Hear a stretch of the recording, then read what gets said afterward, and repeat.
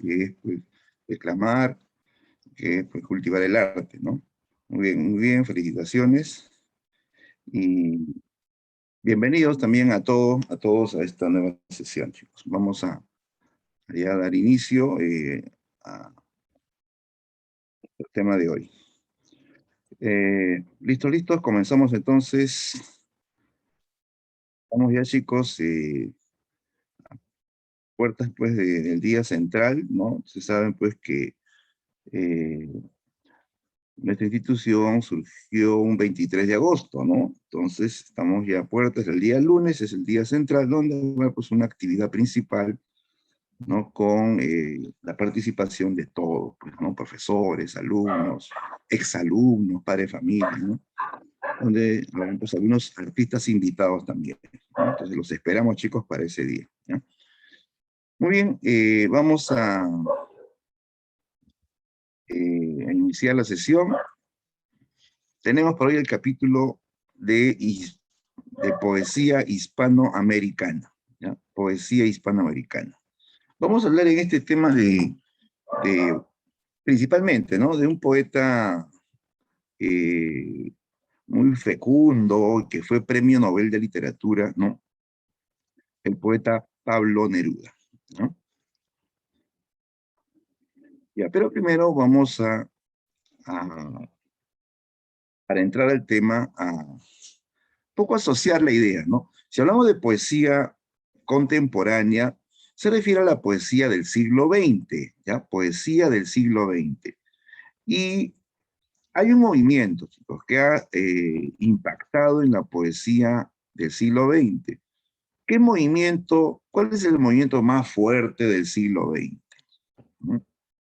¿Qué movimiento literario renovó la poesía en el siglo XX? Y que viene de Europa este movimiento, ¿no?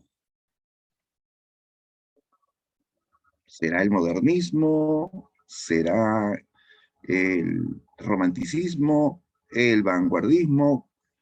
¿Qué movimiento es el más fuerte del siglo XX?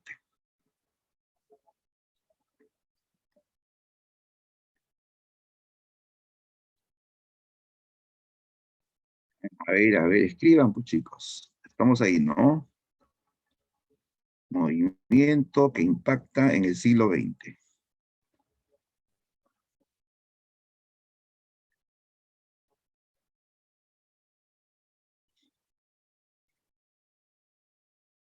Listo, ¿estoy compartiendo o no estoy compartiendo? Ahora sí, y ahora sí. Eh,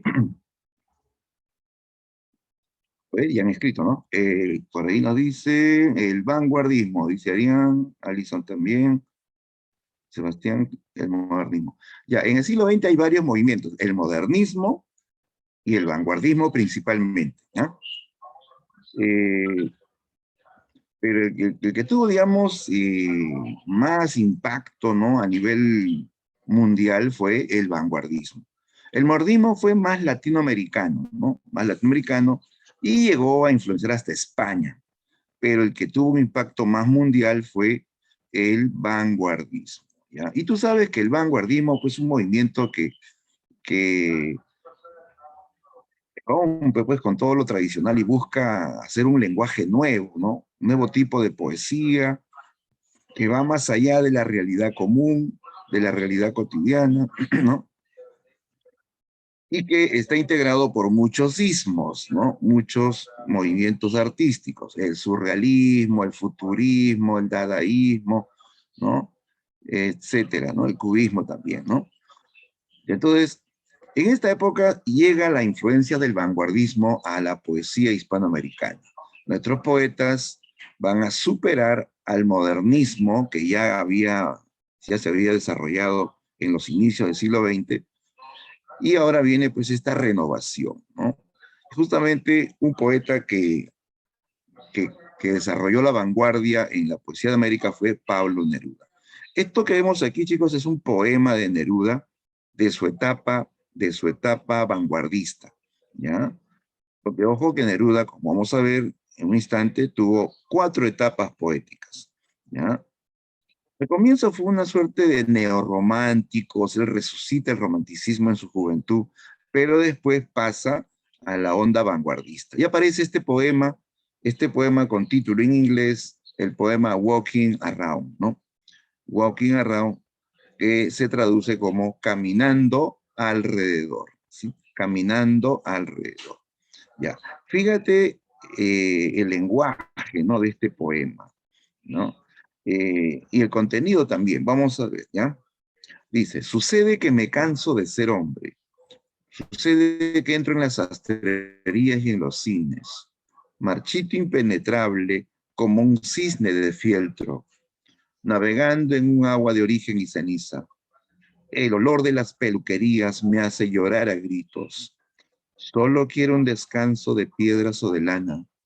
Solo quiero no ver establecimientos ni jardines, ni mercaderías, ni anteojos, ni ascensores.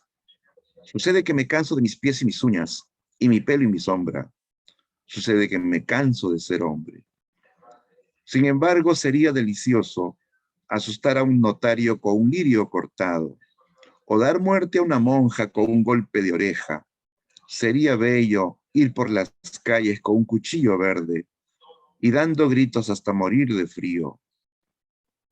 Hay pájaros de color de azufre y horribles intestinos colgando de las puertas de las casas que odio. Hay dentaduras olvidadas en una cafetera. Hay espejos que debieran haber llorado de vergüenza y espanto. Hay paraguas en todas partes y venenos y ombligos. Yo paseo con calma, con ojos, con zapatos, con furia, con olvido. Paso, cruzo oficinas y tiendas de ortopedia y patios donde hay ropas colgadas de un alambre, calzoncillos, toallas y camisas que lloran lentas lágrimas sucias. Pablo Neruda de Chile. Ya. Nota, este poema ya no tiene pues la forma tradicional, ¿no? Donde los versos tienen la misma medida, donde hay rima perfecta, donde se busca la belleza de la forma. Ya no hay tanta preocupación por la armonía o la estética, sino más bien se da más importancia ya al mensaje, ¿no? Al contenido, al juego de palabras, ¿no? Este es un poema que Neruda escribió eh, en una etapa en que estaba pues eh, muy deprimido, ¿no? Se sentía agobiado por la rutina de la vida moderna, de todos los días pues tener que madrugar para ir a trabajar, cumplir una rutina, ¿no? Y para un poeta, tú sabes que un poeta pues ama mucho la libertad, ¿no? Y la rutina de la vida cotidiana pues muchas veces lo afecta, ¿no? Y en todo caso refleja también lo que sienten muchos otros, pues, que también se ven agobiados por la rutina, ¿no? Entonces, por eso dice, sucede que me canso de ser hombre. No se cansa de ser varón, ¿ah? No se cansa de ser hombre realmente, ¿no? Se cansa de tener que vivir como ser humano, tener que vivir una rutina. Se cansa de ver una ciudad llena de edificios, de ascensores, ¿no? De autos, de ruidos, ¿no? Dice que él camina por las calles con un cuchillo verde, o quisiera caminar por las calles con un cuchillo verde, dando gritos hasta morir de frío, ¿no? Dice que él ve pájaros de color azufre y horribles intestinos colgados en las puertas de las casas. Ve una dentadura olvidada dentro de una cafetera. Ese lenguaje, chicos, va más allá de la realidad. Esas son imágenes surrealistas, ¿ya? O sea, los poetas superan la realidad y van más allá de la realidad y generan estas imágenes que se llaman pues, imágenes surrealistas, donde todo se mezcla, ¿no? ¿Qué hace una dentadura dentro de una cafetera? ¿No? ¿Qué hacen intestinos colgados de, de las puertas? ¿O qué hace un cuchillo verde? ¿No? O sea, todo ese lenguaje es novedoso, ese lenguaje es surrealista, ¿no? Donde se va más allá de la razón, de la lógica o de la simple realidad, ¿no? Entonces, esta es la estética de la poesía hispanoamericana del siglo XX, esencialmente es vanguardista, ¿no? Vamos a hablar hoy entonces de los poetas del siglo XX en Hispanoamérica.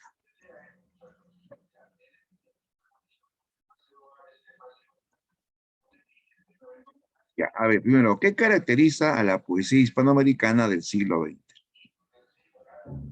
Ya, a ver, atención, comenzamos. ¿Ah? Dice, número uno, en esta etapa se asimilan los sismos de la vanguardia. Claro, esto es lo más saltante, ¿no? Los poetas del siglo XX captan de manera creativa los sismos de la vanguardia.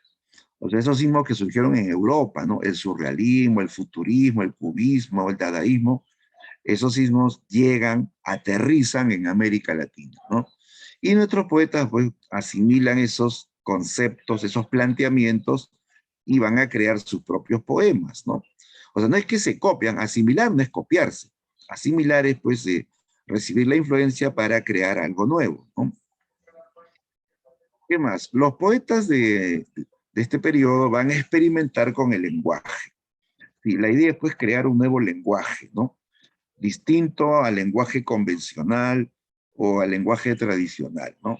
De ahí que vamos a ver pues que los poetas inventan nuevas palabras, incorporan palabras que no son de repente del diccionario oficial, ¿no? Así como Vallejo inventó trilce, Vicente Huidobro inventó la palabra altazor, ¿no? ¿No? O se incorporan incluso números, ruidos en la poesía, ¿no? La idea es experimentar justamente para innovar, ¿no? El objetivo es innovar, ¿de acuerdo? ¿Qué más? Otra característica, los poetas de este periodo ya no van a usar los versos medidos, la rima perfecta, ellos prefieren el verso libre, ¿ya? El verso libre o verso blanco, ¿ya? Donde se rompe con la rima y la métrica tradicional. Escríbelo, eso eran reglas antiguas, pues, ¿no? El verso medido y con rima es algo tradicional. Y según los poetas del siglo XX, esas reglas los parametraban demasiado, ¿no? Ellos se sentían como que estaban encadenados, ¿no? Entonces, para poder expresarse con mayor libertad, prefieren romper con la rima y con la métrica fija, ¿ya? En lugar de rimas y versos medidos, ellos van a usar metáforas complejas, ¿ya? Metáforas de difícil interpretación. Ya, son metáforas que uno no las va a entender pues de manera directa, ¿no? Como las metáforas antiguas. Una metáfora clásica es fácil de interpretar porque hay mucha semejanza, mucha analogía, ¿no? Cuando dicen sus cabellos de oro, uno entiende perfectamente que son cabellos rubios, ¿no? O cuando dice las lágrimas del cielo, uno entiende que es la lluvia, ¿no? Perlas de su boca, ya pues son los dientes. Uno lo interpreta de manera más directa, ¿no? Pero en esta etapa se crean metáforas complejas, de difícil interpretación, ¿ya? Eh, por ejemplo, decir, mastica el silencio verde, ¿no? Silencio verde. Salen las hormigas minuteras. Hormigas minuteras. ¿Qué será eso? Tu cintura es un trozo de cebolla. Ese lenguaje es metafórico, pero te das cuenta que ahí no lo entiendes así directamente, ¿no? Bueno, hay que asociar un contexto, hay que darle vueltas al asunto, ponernos en los zapatos del poeta prácticamente, ¿no? Pero es un lenguaje audaz, es un lenguaje novedoso, ¿no? Entonces, en esta etapa se incorporan nuevas metáforas, pero de tipo compleja, ¿no?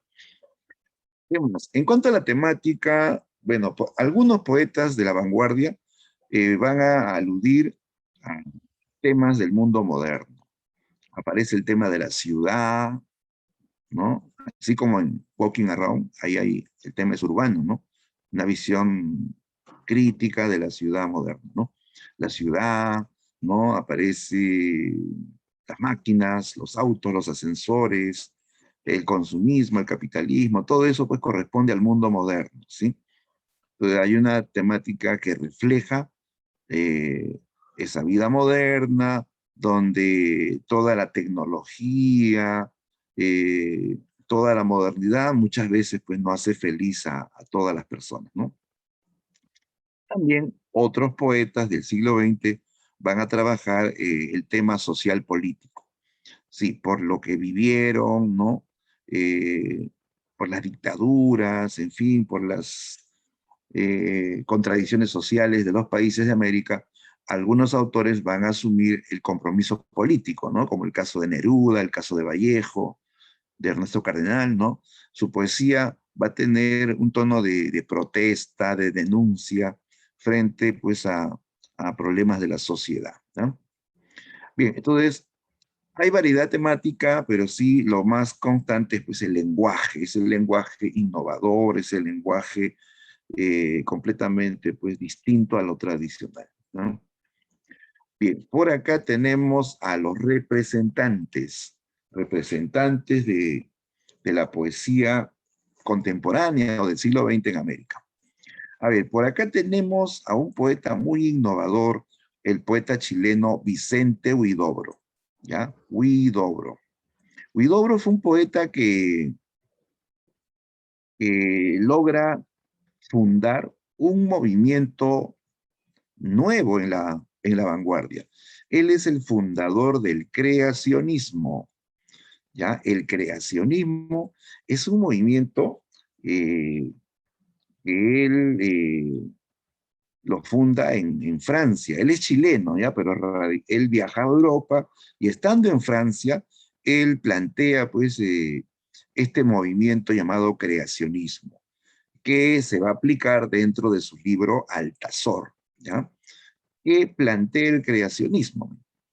Este creacionismo plantea que el poeta no debe imitar la realidad existente, sino que debe crear su propia realidad, una realidad independiente de la que ya existe, ¿ya? Huidobro decía, pues, el poeta es un pequeño Dios que puede crear su propio mundo, su propio cielo, su propio mar, sus propias montañas, su propia flora, su propia fauna, ¿no? Entonces, esa idea la va a aplicar en su libro Altazor. A ver, un fragmento del poema Altazor, para tener una idea. Dice el poeta Vicente Huidobro, y morirás sin tu secreto, y de tu tumba saldrá un arco iris, como un tranvía. Del arco iris saldrá una pareja haciendo el amor. Del amor saldrá una flecha errante, de la selva saldrá una flecha, de la flecha saldrá una liebre huyendo por los campos, de la liebre saldrá una cinta señalando su camino, de la cinta saldrá un río y una catarata que salvaría a la liebre de sus perseguidores hasta que la liebre empiece a trepar por una mirada y se esconda al fondo del ojo, ¿no? Ya, date cuenta aquí cómo la poesía que plantea Huidobro no es una poesía pues realista, ¿no? Cotidiana, ¿no? Dice que de la tumba saldrá un arco iris, del arco iris sale una pareja haciendo el amor, después del amor sale una flecha, de la flecha sale una liebre, la liebre al final se esconde detrás de tus ojos, ¿no? ¿No? Y además, este autor crea muchas palabras nuevas, ¿ya? Por ejemplo, él dice, vi una flor que parecía girasol. Luego vi un sol que parecía giraflor. Un sol que parecía giraflor. Giraflor. Ya creó una palabra, ¿no? Después él dice, ya viene la golondrina, ya viene la golonchina, la golonfina, la golonrima, la golonrisa. A él le gusta crear palabras nuevas, ¿no? Eso es un poeta creacionista. Crea su propia realidad a partir de un lenguaje nuevo también, ¿ya? Ya, entonces no te olvides que Vicente Huidobro funda el creacionismo y lo practica en su libro Altazor. Otro poeta contemporáneo de América Latina es Ernesto Cardenal, ¿ya? Ernesto Cardenal, un intelectual que en su juventud fue un guerrillero socialista, ¿no? luego fue también catedrático, fue sacerdote también, ¿no? Ya en otra etapa de su vida. Entonces, él fue un poeta que participó mucho en la vida social política de su país, ¿ya? Él luchó contra la dictadura de Anastasio Somoza en Nicaragua, ¿ya? Por eso que se volvió guerrillero, ¿no? ¿Ya? Después va a incorporarse al sacerdocio, pero él pertenecía a una tendencia llamada, eh, una tendencia, digamos, donde se combinaba el catolicismo con el socialismo. Allá, la teología de la liberación, ¿ya? De tal modo que su poesía, pues justamente va a combinar ese enfoque social con el enfoque espiritual, ¿ya? Por ejemplo, él va a escribir un libro titulado Salmos, ¿ya? Que es un libro que trae una novedad. Aparte del tema social y místico, él trae el estilo de la poesía conversacional, ¿ya? Ahí lo estoy subrayando, poesía conversacional. O sea, él dice que el poeta no tiene por qué ser tan hermético en el lenguaje, tan cerrado, sino puede despojarse de esos lujos de la poesía y usar un lenguaje coloquial, un lenguaje de la conversación, ¿no? Para que esta poesía pues llegue a las grandes mayorías, ¿no? Entonces, con esa idea de la poesía conversacional, escribió el poema o el libro de poemas Salmos. Ya, a ver, vamos a buscar un fragmento de Salmos.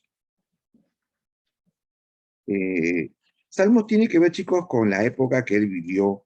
Él vivió la dictadura, pues, de Anastasio Somoza, una época de terror, ¿no? De violencia, donde muchos fueron encarcelados, muchos fueron torturados, fueron desaparecidos, ¿no?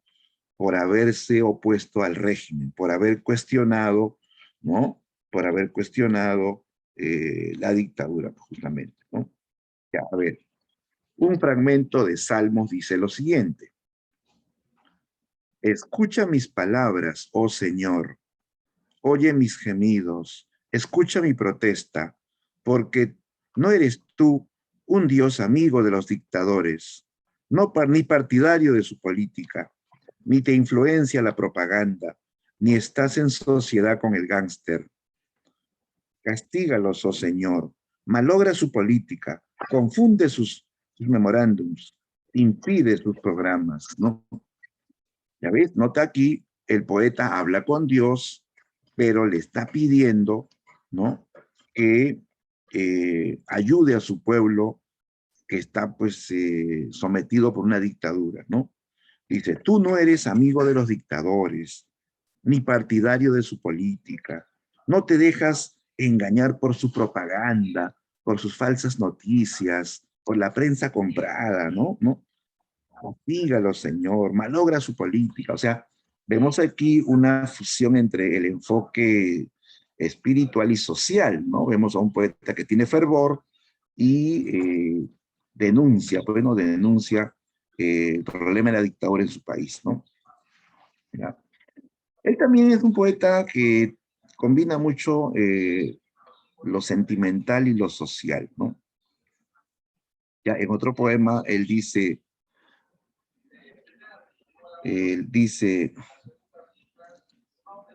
escuché que te has enamorado de otra persona, ¿no? Entré a mi cuarto molesto, escribí unos versos contra el gobierno, por eso ahora estoy preso aquí, ¿no? ¿Te das cuenta? Dice, escuché que te has enamorado de otro, ¿no? Por eso me molesté y escribí unos versos contra el gobierno y por eso ahora estoy preso aquí, ¿no? ¿No? Entonces, siempre está pues como trasfondo el tema social, ¿no? O sea, comienza con un tema de repente personal, sentimental y termina pues con el tema social, ¿no? Ese es Ernesto Cardenal, ¿no? Poeta que llegó pues a ser ministro de Cultura en Nicaragua, ¿ya? una de las grandes figuras de la política también en Hispanoamérica, ¿no? Bien, otro poeta notable de América Latina es Octavio Paz. Acá a la derecha tenemos a Octavio Paz. Paz es mexicano, ¿ya? Octavio Paz se ganó el Premio Nobel de Literatura en el año 90 por toda su producción poética, ¿ya? Paz es un poeta más difícil, chicos. Paz es un poeta surrealista, 100% surrealista. Octavio Paz tiene un libro que se llama Piedra de Sol. ¿Ya? Piedra de Sol es un poemario surrealista, ¿ya? O sea, su poesía pues va más allá de la realidad, su poesía tiene imágenes donde todo se mezcla, donde ocurren cosas ilógicas, cosas que van más allá de la razón. Por ejemplo, un fragmento de Piedra de Sol, ¿no? Ya, de repente no entendemos nada, pero escucha, pues, ¿no? Cómo es esta poesía surrealista, ¿no?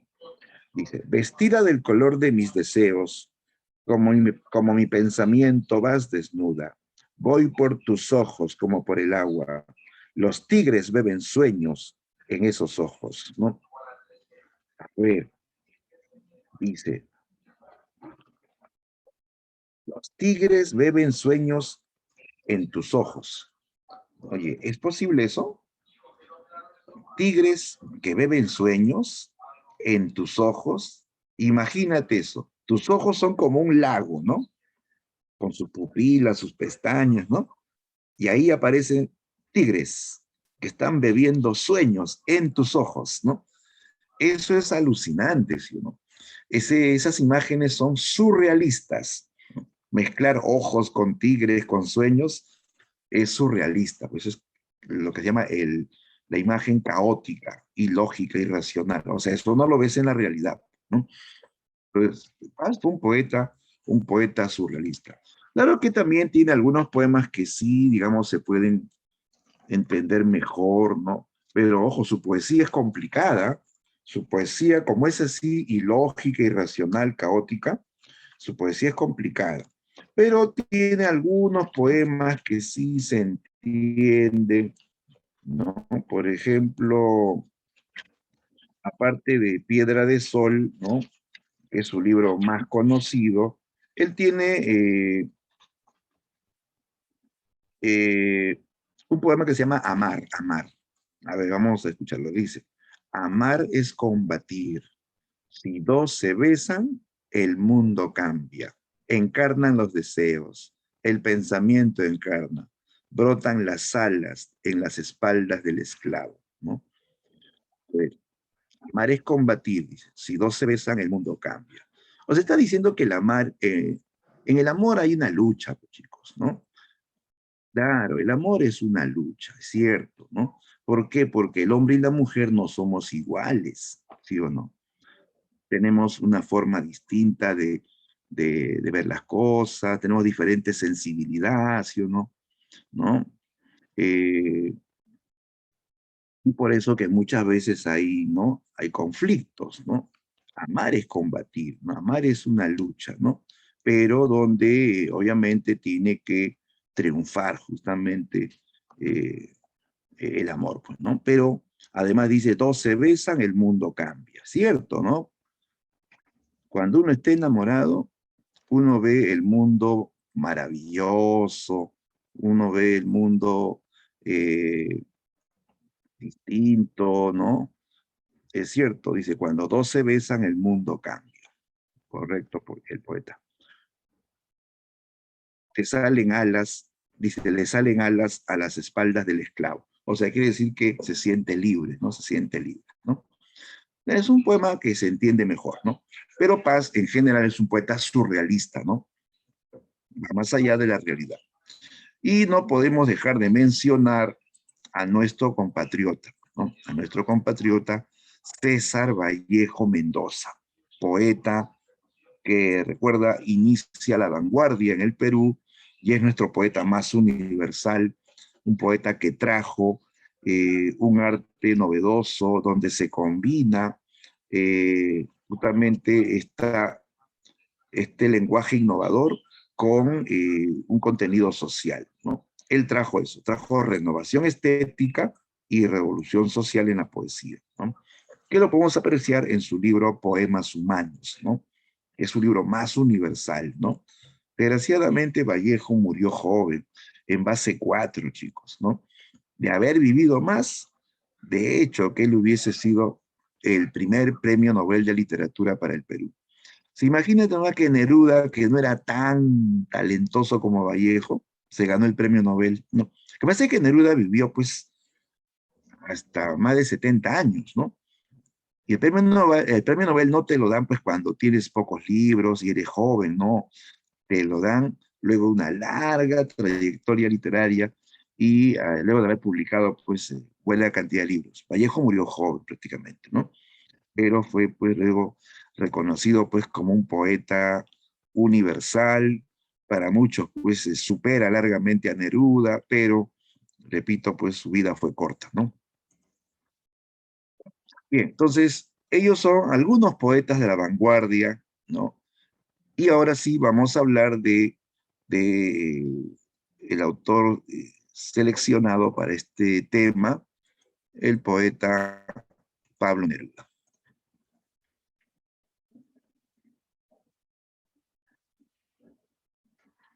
Ya, entonces hablemos de Pablo Neruda. Ya, primero, su nombre verdadero, su nombre real fue Ricardo Neftali Reyes Basualto, ¿ya? Pero nadie le llama así, siempre le llaman Pablo Neruda, ¿ya? Pablo Neruda. O sea, Pablo Neruda se convierte en su nuevo nombre, ¿no? Incluso él firma como Pablo Neruda, ¿no? ¿Ya? Él nació en, en una provincia de Chile llamado Parral, Parral que queda al sur de Chile. Es como la sierra de Chile, ¿ya? La sierra de Chile, ¿no? ¿Ya? Él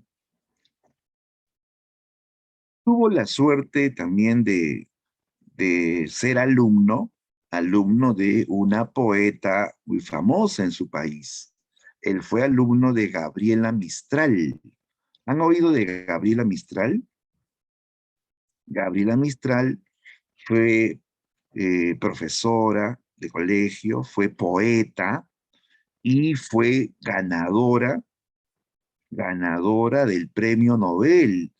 A ver, Víctor Aarón nos dice Tala. Ah, ya, claro, Tala es uno de sus libros. Ella escribió el libro Tala, ¿no? Sin libro de poemas, ¿no?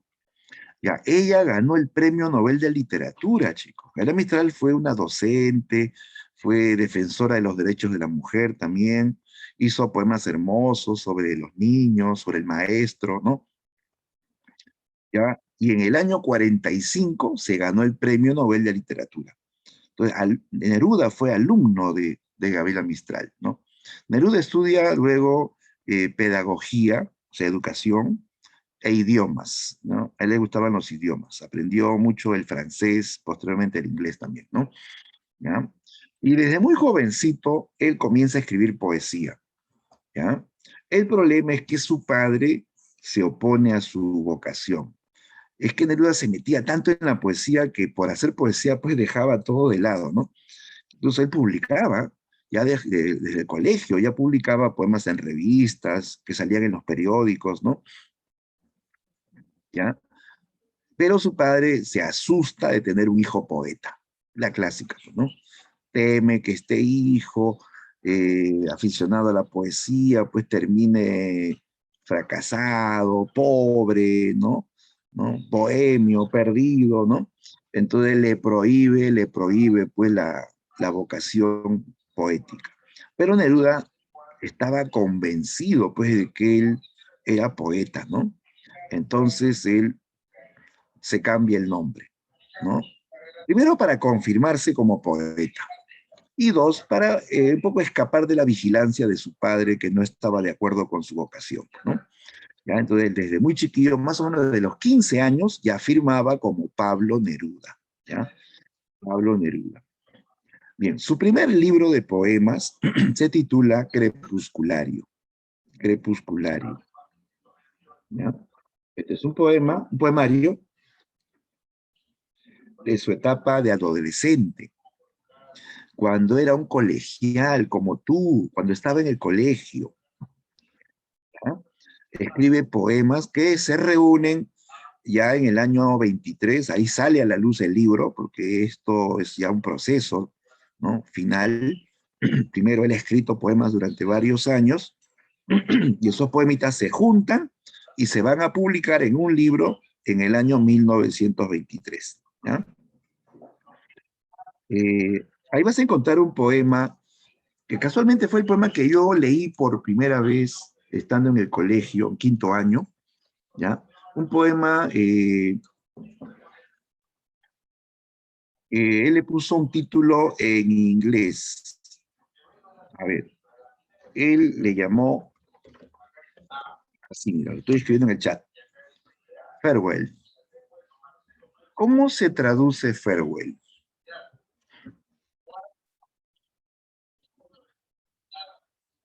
Farewell es como una despedida, ¿no? Decir adiós, ¿no?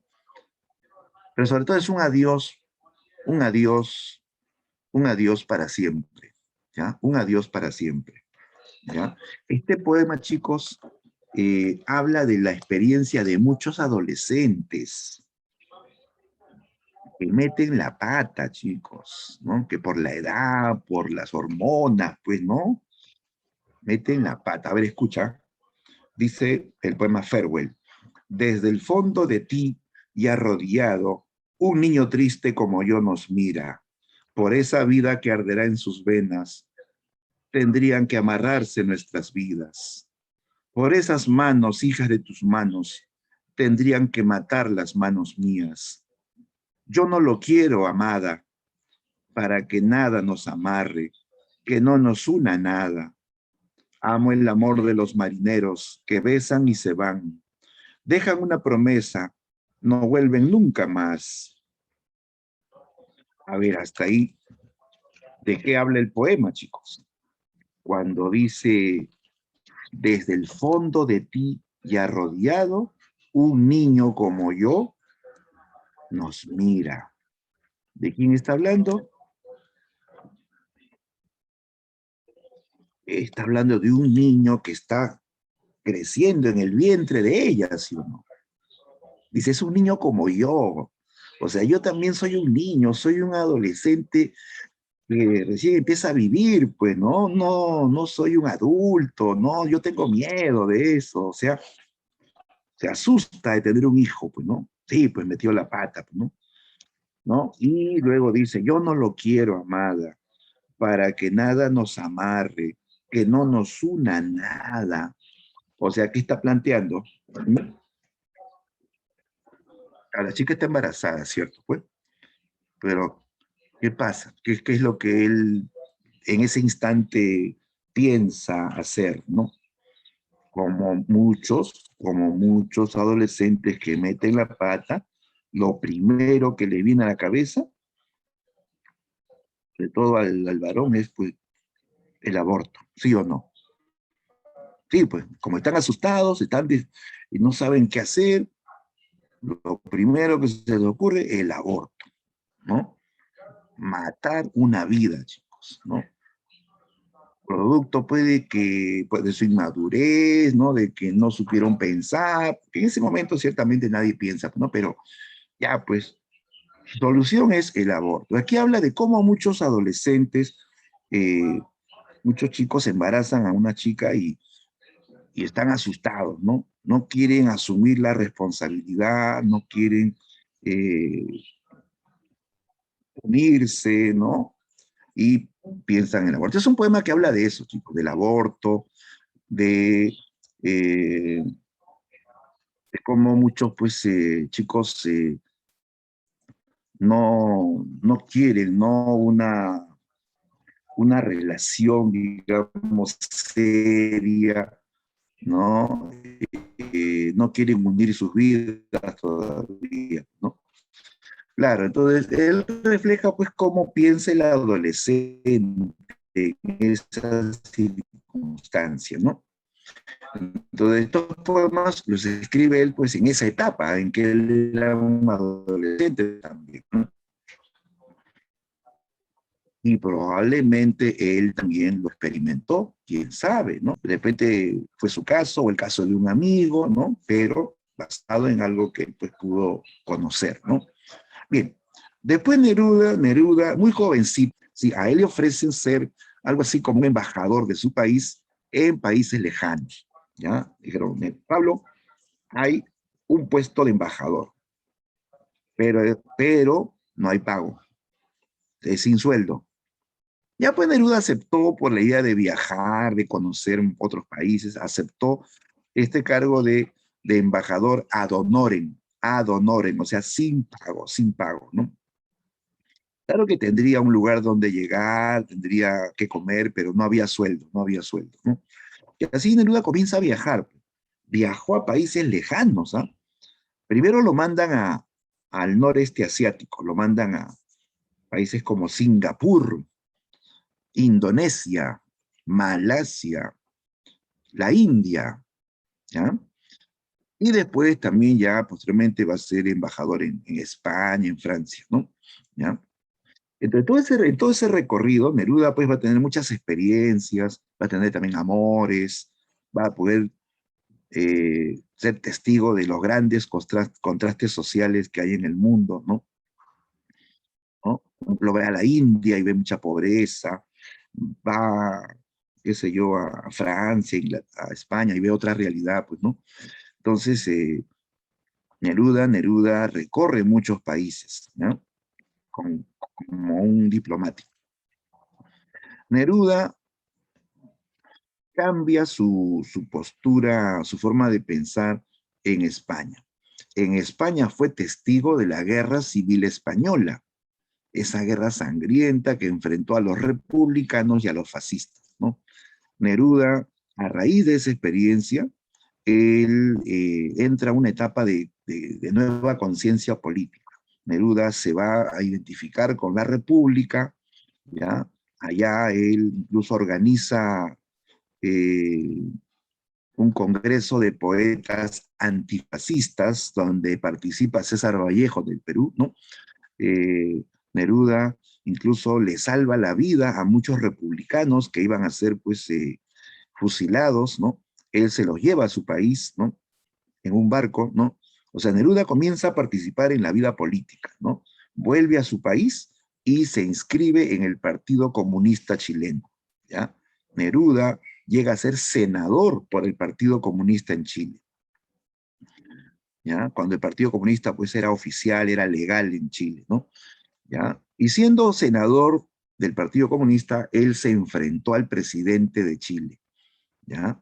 Lo acusó de una matanza de obreros. Hubo una huelga de obreros, de mineros en Chile, que terminó en masacre, en matanza, ¿no? Neruda acusa a este presidente de su país, si mal no recuerdo era Vilela, González Vilela, que envió tropas para respaldar a una compañía minera norteamericana. O sea, en vez de apoyar a los obreros mineros de Chile, apoyó a los extranjeros, a los norteamericanos, ¿no? Los intereses de los norteamericanos. Como suele pasar, pues, en muchos países, ¿no? En el Perú también pasa eso, ¿no? Entonces, hubo una matanza de obreros, ¿ah? Y Neruda acusó al presidente de ser culpable, responsable político de eso. A raíz de esto, el presidente de Chile declara al Partido Comunista como ilegal, ¿ya? Y comienzan a ser perseguidos. Neruda pasa a la clandestinidad, ¿ya? Claro, porque si lo encuentran lo meten preso. Neruda sale de su país a caballo, se internó en la sierra de Bolivia, y recorrió los Andes. A caballo recorrió los Andes de Bolivia y llegó hasta el Perú, ¿sí? En ese viaje por los Andes, él vio pues la cruda realidad de muchos países andinos, ¿no? Vio campesinos pobres, mineros, gente pues que estaba en el olvido, ¿no? Y Neruda pues era famoso ya en ese tiempo, ¿no? Y él les daba esperanza, pues, ¿no? Neruda llegó hasta el Perú, chicos. Llegó hasta el Cusco, conoció Machu Picchu. Dice que quedó impresionado al ver Machu Picchu, ¿no? Y escribió un extenso poema en honor a Machu Picchu que se llama Alturas de Machu Picchu, ¿no? Es un homenaje, pues, a ese pasado incaico del Perú, ¿no? Bien, justo en esa época en que Neruda es un exiliado, un perseguido, ha escrito un montón de libros de poesía, ¿ya? A él le cae el Premio Nobel de Literatura, ¿ya? Él gana el Premio Nobel en el año 71, en 1971, ¿no? El mismo año en que nació este pechito, 1971, ¿ya? Que viene acompañado de $1 millón, ¿no? Eso le cayó así del cielo a Neruda. En una época, imagínate que estaba perseguido, estaba pobre, ¿no? Neruda estaba así. Si tú ves las fotos de esa época, Neruda está pues ahí todo barbudo, con chancletas, los pantalones todo viejos, todos rotos, ¿no? Le cae el premio Nobel acompañado de $1 millón, ¿ya? Eso cambia, ¿no? eh, la vida de Neruda. Dice que compró un ferrocarril para su pueblo, ¿no? Se compró una casa en una isla para vivir apartado, ¿no? ¿Ya? Entonces Neruda se consagra pues con el premio Nobel en el año 71, ¿ya?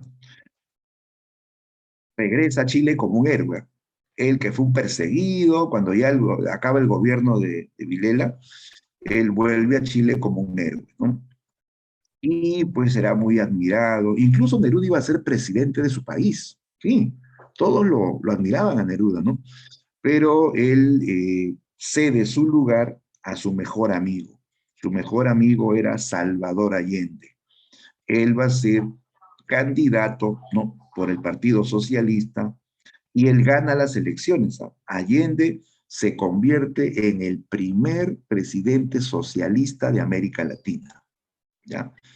Primer presidente socialista de América Latina. Y comienza pues una serie de cambios, pero la clásica, pues no lo dejaban gobernar. Él hacía una serie de cambios en la educación, en la economía, ¿no? No lo dejaron gobernar, ¿no? Los norteamericanos fabricaron un golpe de Estado, chicos, ¿no? Porque Allende iba contra los intereses norteamericanos, ¿no? Querían un golpe de Estado, contratan a un militar, al general Augusto Pinochet, para que le dé golpe de Estado, ¿ya? Y así Pinochet bombardeó con aviones y tanques, ¿ah? El Palacio de Gobierno de Chile. Allende dijo, a mí me eligió el pueblo, solo el pueblo me puede sacar del mando, ¿no? Y los militares bombardearon, así salvajemente bombardearon el Palacio de Gobierno. Allende y su guardia presidencial se defienden, ¿ya? Pero terminan masacrados. A Allende lo sacaron muerto, envuelto en una bandera chilena, así todo ensangrentado, ¿no? Mataron a Allende, ¿no? Eh, ¿No? Él muere, pues, por orden de Augusto Pinochet, ¿no? Neruda en ese tiempo estaba atendiéndose en un hospital, ¿no? Eh, tenía un problema de próstata, ¿no? Pues ya estaba viejo también, ¿no? Entonces, dice que justo él estaba internado y se entera, pues, que Allende ha sido derrocado y asesinado, ¿no? Era su mejor amigo, ¿no? Y misteriosamente, pues, cuando ya Pinochet toma el poder de Chile, comienza, pues, una persecución de todos los comunistas chilenos, y Neruda era comunista, ¿no? Dice que en ese tiempo, en el hospital donde estaba internado, cambiaron a todo el personal, médicos, enfermeras, hasta personal de limpieza fue cambiado de ese hospital. Y Neruda comienza a ser tratado con otros medicamentos. Comienzan a inocularle sustancias extrañas en el vientre, ¿no? En las venas, que no tenían nada que ver con su tratamiento. Y así a los pocos días, Neruda murió, chicos, murió. Y por eso se plantea a muchos, ¿no? Hay toda una polémica hasta el día de hoy, ¿eh? Muchos plantean que él fue también asesinado sistemáticamente, ¿no? ¿No? Que le fueron inoculando una especie de veneno poco a poco, ¿no? Para acabar con él, ¿no? Porque Neruda dijo, cuando yo salga del hospital, voy a derribar a Pinochet. Él lo dijo así abiertamente, ¿no? Pero Neruda murió, chicos. Murió tras la muerte también de Salvador Allende, ¿no? Ya. Bien, entonces, Neruda participó intensamente en la vida política de su país, ¿ya? Aparte de que fue un gran poeta, ¿no? Él tiene más o menos 200 libros de poesía, 200 libros de poesía, miles de versos.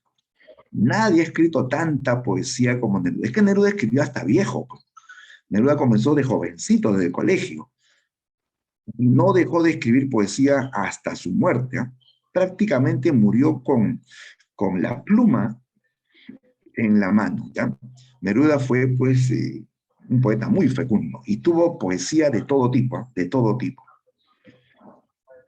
Vamos a ver justamente ahora su obra poética.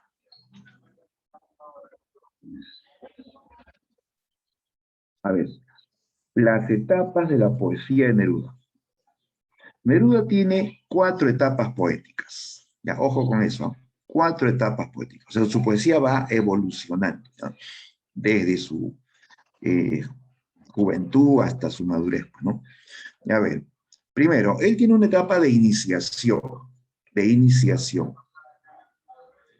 la etapa juvenil de Neruda, ¿no? Que abarca, pues, desde que está en el colegio, ¿no? Y los años, pues, de la juventud, ¿no? En esta etapa, Neruda todavía tiene influencia del modernismo. Ojo con esto, ¿eh? Él comienza con estilo modernista. Y tú sabes que a los modernistas les interesa mucho la forma, la belleza del estilo, ¿no? Que el poema tenga versos medidos, o por lo menos que tenga musicalidad, ¿no? Musicalidad en el lenguaje. Ya, entonces, en esta etapa, con influencia modernista y neorromántica, ¿ya? Escribe sus primeros libros. Ahí están Crepusculario y el más importante, el más famoso de sus libros, 20 poemas de amor y una canción desesperada, ¿ya? Este es el libro que le hace internacional. Este libro va a ser leído, muy leído en América Latina, en España, ¿no? ¿No? Y luego se traduce, ¿no? Y hasta el día de hoy, ¿eh? Este es el libro de poesía más leído, es el libro latinoamericano más leído a nivel internacional. A pesar que la gente no lee mucho poesía, ¿no? Bueno, si tú se te ocurre comprarte una obra, un libro, ¿te compras un libro de poemas? No es común, ¿no? Obviamente te compras, qué sé yo, libros de cuentos, una novela, ¿no? O tus libros de cómics, ¿sí o no? Pero comprar poesía es bien raro, ¿eh? A pesar de que no es tan común, este librito es el más consumido a nivel, pues, internacional. 20 poemas de amor y una canción desesperada, ¿no? ¿Ya? Entonces, hay influencia modernista y también neorromántica. Neorromántica, ¿qué es eso, profesor? Ya. El neorromanticismo es romanticismo, pero más moderno, del siglo XX, ¿ya? Del siglo XX, donde se retoman temas, pues, románticos como el tema del amor, el tema de la naturaleza, ¿no? ¿No? Que son temas, pues, que se cultivaron en la etapa romántica, en el siglo XIX. O sea, ellos rescatan esos temas, pero con una visión moderna, ¿ya? Con una visión moderna, ¿ya? Ese es el neorromanticismo. Ya, entonces vamos a comentar en el siguiente punto sobre 20 poemas de amor, que es el libro más importante, o el más conocido, pues, de Pablo Neruda, ¿ya? El que nos piden también en el programa, el que te pide para postular incluso, ¿ya? Bien, luego viene la segunda etapa, la etapa residenciaria. Segunda etapa, etapa residenciaria. Esta es la etapa vanguardista. Aquí Neruda capta el surrealismo, ¿ya? El surrealismo. Esta poesía que va más allá de la realidad, esa poesía que es ilógica, que es irracional, que se inspira en el mundo de los sueños, porque los sueños también son muchas veces ilógicos, irracionales, caóticos, ¿no? Por eso se dice que se inspira en el mundo onírico o mundo de los sueños, ¿no? En esa etapa, él escribe el libro Residencia en la Tierra, ¿ya? Por eso también se llama etapa residenciaria, por el libro, ¿no? Residencia en la Tierra, donde aparece el poema que leímos al comienzo. Dentro de este libro está el poema Walking Around, caminando alrededor. Es un poema, ¿no? Recuerda donde se nota, pues, el tema urbano, porque describe la ciudad moderna con edificios, autos, ascensores, ¿no? Pero el poeta, pues, se siente angustiado y hasta deprimido, ¿no? Esa modernidad no le hace feliz. Esa vida llena de tecnología, pero también lleno de rutina, de monotonía, de mundo mecanizado, a él no le hace feliz, ¿no? Por eso hay un tono de protesta, de denuncia ante los excesos de la vida moderna, ¿no? Bien, entonces, este es el libro vanguardista, este es el libro surrealista, ya no olvides que de todos los sismos, Neruda cultiva el surrealismo en su libro Residencia en la Tierra.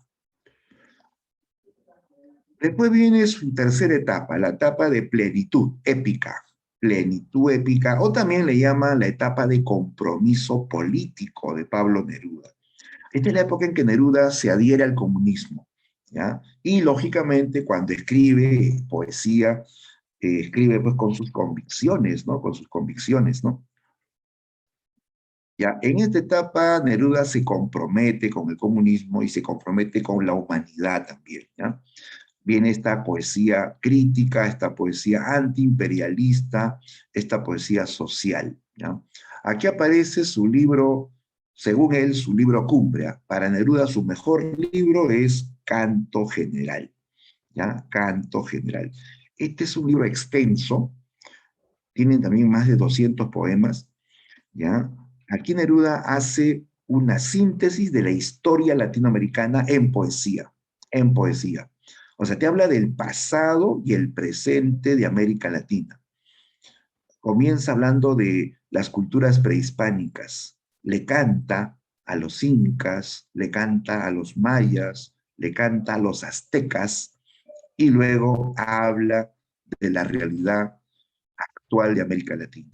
Neruda llega a la conclusión, ¿no? A la conclusión, ¿no? De que hemos sido, pues, saqueados y sometidos. Él dice, ¿por qué? ¿Por qué si en América hemos tenido grandes imperios, ¿no?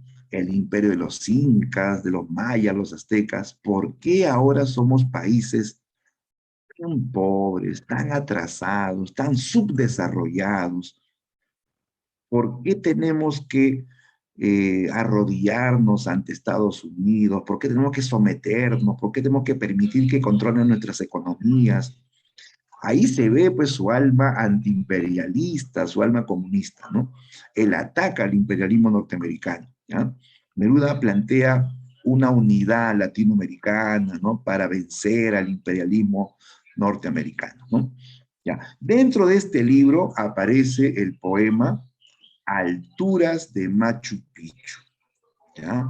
Alturas de Machu Picchu. Es un extenso poema, un poema dedicado al Perú, sobre todo dedicado a, a nuestros antepasados incas, ¿no? Ese poema nace pues de la admiración, ¿no? De la impresión que sintió Neruda, ¿no? Al ver la ciudadela de Machu Picchu, ¿ya?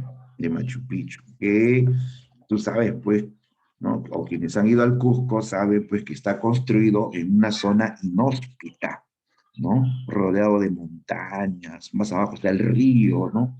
¿No? Y es una construcción pues monumental, ¿no? Hecha de piedras enormes. Incluso un tiempo pensaron que eso lo hicieron los extraterrestres, ¿no? Así dicen, ¿no? No, porque extraterrestres lo hicieron los peruanos, chicos, eso hicieron los peruanos, ¿no? Lo que pasa es que esa construcción tiene que ver con la cosmovisión mítica de los incas. O sea, no es por las puras que lo hicieron en ese espacio, ¿no? Donde hay cerros enormes, donde hay río, porque ese cerro, esos cerros, ese río son dioses tutelares para ellos, ¿no? O sea, tiene que ver con sus creencias. No es un capricho, no es que vamos a hacerle la vida imposible a los ingenieros de esa época, no, no, no, tiene que ver con sus creencias, ¿no? ¿Sí? Bien, entonces, Altura de Machu Picchu es un poema muy extenso donde él hace un homenaje, pues, ¿no? A ese pueblo inca que construyó, ¿no? Esta gran ciudad, ¿no? Gran ciudadela, ¿no? Por ejemplo, un pasaje, pues este poema es larguísimo, ¿ah? Un pasaje de, de este poema dice, sube conmigo, hermano, besa conmigo las piedras secretas, la plata torrencial del Urubamba, hace volar el polen a su copa amarilla, vuela el vacío de la enredadera, la planta pétrea, la guirnalda dura, sobre el silencio del cajón serrano. Oh, Wilcamayu, de sonoros hilos, cuando rompes tus truenos lineales en blanca espuma como herida nieve, cuanto duendaval acantilado canta y castiga despertando al cielo. ¿Qué idioma traes a la oreja apenas, desarraigada de tu espuma andina? Entonces, le canta a este gran monumento, que hoy en día es considerado maravilla del mundo, ¿sí? A alturas de Machu Picchu. Bien, y viene finalmente la cuarta etapa, la etapa de poeta profesional, así se llama, etapa de poeta profesional. ¿Ya? Estamos hablando ya de un Neruda ya adulto mayor, pues ya traspasa los 70 años, está en el otoño de su vida y sigue escribiendo a esa edad. Eso pues es insólito, porque en la historia de la poesía, pues los poetas han escrito en su juventud y luego han dejado ya de escribir poesía y se han dedicado a otras cosas, ¿no? ¿No? Pero Neruda escribió poesía toda su vida, ¿no? Y por eso, pues, que va a tener este reconocimiento mundial del premio Nobel, que él dedicó su vida a la poesía, y su poesía, pues, ha sensibilizado, pues, sus diferentes temas y libros, pues, han sensibilizado a la sociedad, ¿no? Y entonces viene esta cuarta etapa, poeta profesional. En esta etapa, Neruda retorna a la simplicidad formal, o sea, vuelve a crear poemas sencillos, donde le canta a lo simple de la vida, chicos, a las cosas simples de la vida. A veces estamos tan ocupados, ¿no? En de repente trabajar, juntar dinero, de repente planear un gran viaje, qué sé yo, ¿no? Pero dejamos de lado las cosas simples de la vida, ¿no? No valoramos las cosas simples de la vida, ¿no? La simple sonrisa de un niño, ¿no? El simple disfrutar un plato de sopa, qué sé yo, cosas así simples, ¿no? Neruda le va a cantar a eso, chicos, a las cosas simples de la vida, ¿no? ¿Ya? Aparece un libro muy original titulado Odas Elementales. Odas Elementales. Un libro donde vas a encontrar pues poemas que hablan de cosas así de repente para muchos insignificantes o sin importancia, pero Neruda le hace poesía a eso que para la mayoría pues es intrascendente, ¿no? Ahí vas a encontrar odas a todo. Oda a la cebolla, oda a la zanahoria, oda al viento, oda a la amistad, oda al tiempo, oda al caldito de pollo, oda al perejil. Neruda le hace poemas a todo, le hace alabanzas a todo. Neruda es un poeta que se asombra de todo y sobre todo de las cosas simples de la vida, ¿ya? O sea que él entra a su cocina, ve una cebolla y escribe Oda a la cebolla, ¿no? Siente el viento en su cara, Oda al viento. Se está comiendo su caldito de pollo, oda al caldito de pollo, ¿no? Ese es Neruda en el final de su vida. O sea, está en la capacidad de escribir poesía de todo lo que él ve. Todo lo que él ve se convierte en poesía, ¿ya? Y eso ya es otro nivel, pues chicos. Eso ya es ser poeta profesional. El poeta profesional es aquel que lo puede poetizar todo, absolutamente todo, ¿ya? Y finalmente tenemos este último libro que se llama Los versos del capitán, Los versos del capitán, que es poesía amorosa, amorosa, dedicada al amor de su vida. ¿Saben quién fue el amor de su vida? Una mujer que lo acompañó muchos años de su vida. Neruda tuvo varios amores, ¿ah? Como él viajaba y era famoso, tuvo muchos amores, pero el amor de su vida, con la que estuvo pues obviamente más tiempo y lo acompañó ella hasta sus últimos días de vida, fue Matilde Urrutia. Matilde Urrutia, ¿no? Ya, con la que mayormente salen las fotografías, ¿no?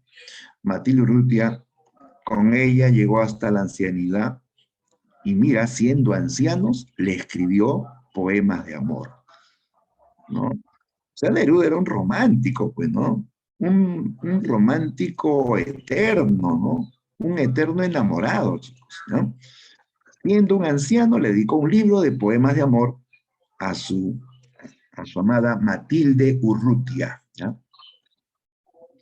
¿Ya? Ese libro se llama Los versos del capitán, donde Neruda se pone este nuevo seudónimo, El Capitán, ¿no? Así se hace llamar en la parte final de su vida, el capitán Pablo Neruda, ¿no? Bien, esta es la evolución poética de Neruda, desde el modernismo hasta su etapa de poeta profesional. ¿Listo? Ya, vamos a enfatizar, chicos, su obra más conocida, la obra que le hizo famoso a Pablo Neruda fue 20 poemas de amor y una canción desesperada. Ya, a ver, hay que manejar la información, pues chicos, aquí ahondando un poco más en el estudio de este libro, diremos que 20 poemas de amor, primero que como es poesía, obviamente esto ya, de hecho, pues tiene un género, ¿no? ¿A qué género pertenece 20 poemas de amor? A ver, díganlo, díganlo. ¿A qué género pertenece?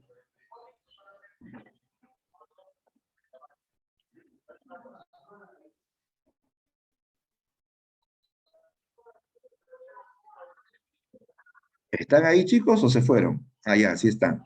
Yadira dice lírico. Claro, por supuesto. Excelente. Género lírico. Porque el autor expresa sus sentimientos a través de la poesía, ¿no? Y una canción desesperada, ¿ya? Entonces no son 20, son 21 poemas.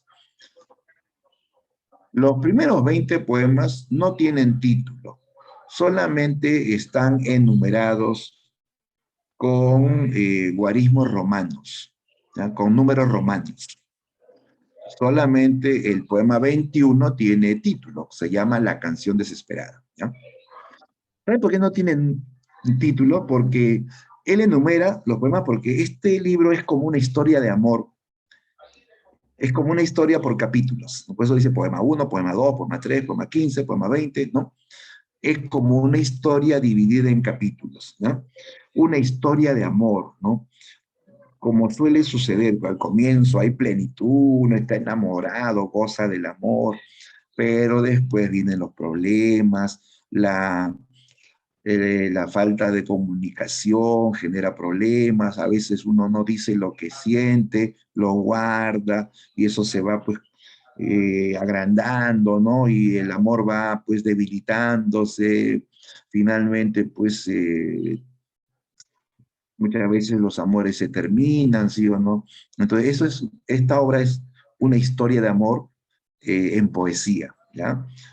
Es como la crónica de un amor que ha fracasado, un amor perdido. Aquí Neruda habla de un amor perdido finalmente, ¿no? Ya. Este libro pertenece al periodo de iniciación. ¿de acuerdo? Su primera etapa. Acuérdate que la etapa de iniciación tiene estilo modernista. Por la forma de escritura, todavía es un libro modernista, ¿no? Bien, dice, constituye uno de los libros de temática amorosa más importantes de la poesía de habla castellana. Sin duda, pues el libro más famoso en este tema del amor, ¿no? El tema central de 20 poemas de amor es justamente el amor, pero asociado a la lejanía y al fracaso de la comunicación, ¿ya? Claro, el amor, chicos, muchas veces se termina cuando la pareja se aleja, ¿no? O sea, no es pues común que triunfen los amores a la distancia, ¿sí? Es común que si la pareja está separada, ese amor se fortalece. A veces, ¿no? A veces, pero mayormente no. Generalmente los amores de lejos no triunfan, chicos, ¿no? Por algo dicen que amor de lejos, felices los cuatro, como dice una canción, ¿no? Felices los cuatro, ¿no? Ya, pues sí, eso pasa, pues chicos, ¿no? Entonces aquí habla de un amor que finalmente por la lejanía va a fracasar. También va a fracasar por la falta de comunicación, eso es cierto, chicos, ¿no? Cuando las parejas no se comunican, cuando no se comunican bien, ¿no? Eh, esos amores fracasan, ¿no? Y no me refiero a que no se llamen por teléfono o a que se escriban por el WhatsApp, no me refiero a eso, me refiero a que no hay una comprensión, porque para que haya comprensión tienen pues que conversar bastante, ¿sí? ¿No? Claro, si no vienen pues los puntos de vista pues contrarios, te amargas, discutes, ¿sí o no? Se termina la relación, ¿no? Bien, pero y todo esto está vinculado también, dice, al mundo de la naturaleza. Neruda es un romántico justamente porque asocia el tema del amor, el tema de la mujer y el tema de la naturaleza. Esos tres elementos son constantes, ¿no? Amor, mujer y naturaleza, ¿ya? Y justamente otros temas vinculados son la melancolía, ¿no? Justamente la tristeza, pues por el amor perdido, aparece el tema de la mujer como imagen de la naturaleza, ¿sí? El poeta va a comparar a la mujer con la naturaleza, ¿no? El paisaje asociado al amor, la plenitud en la contemplación del ser amado, son temas, pues, ya, digamos, que se complementan, ¿no? Temas secundarios, ¿de acuerdo?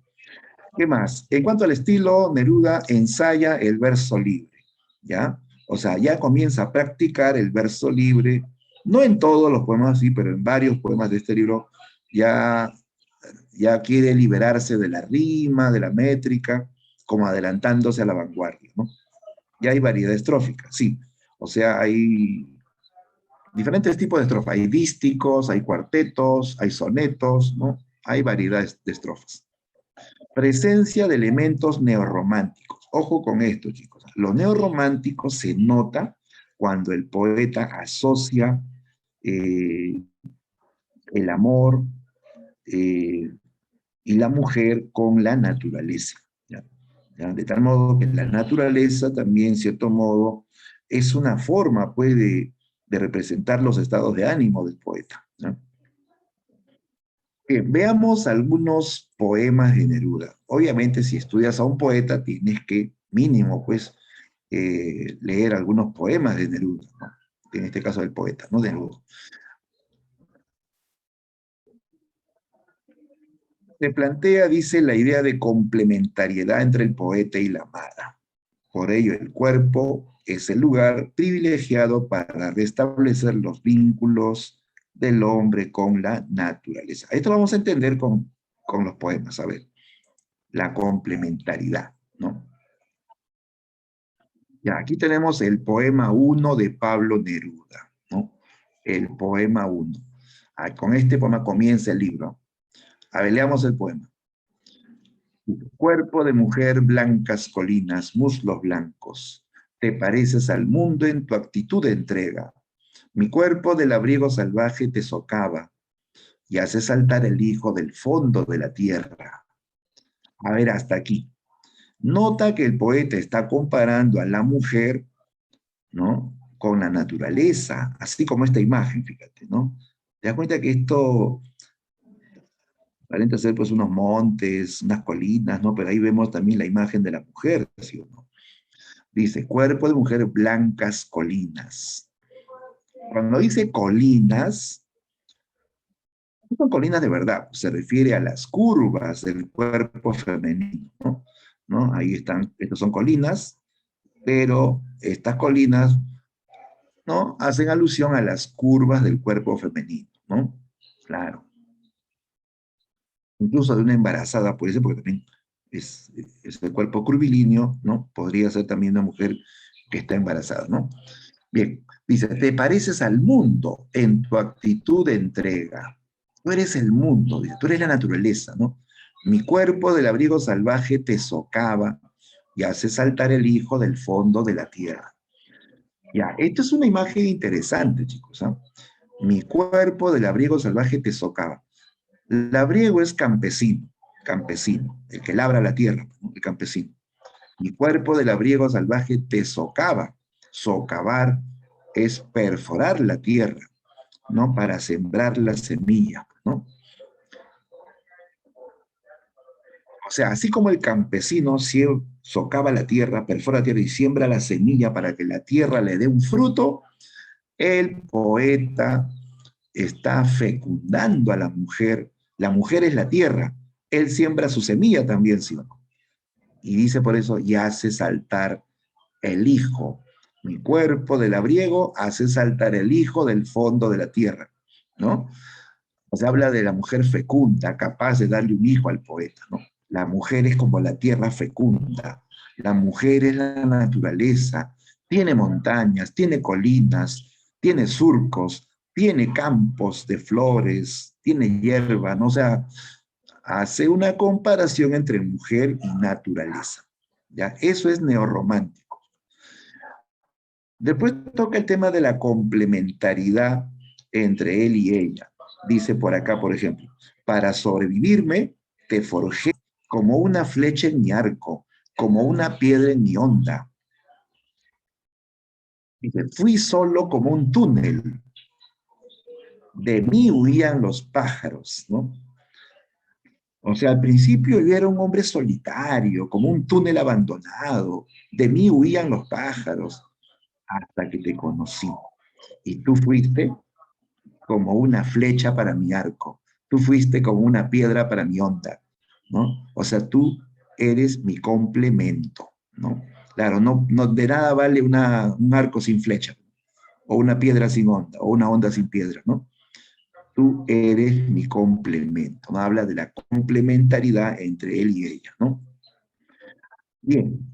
Luego, si vemos este otro poema, el poema 15, el más conocido poema de Neruda, y este poema ya habla de que comienzan los problemas, chicos. Al comienzo todo es bonito, felicidad, placer y todo, pero después ya vienen los problemas por la incomprensión, por la incomunicación.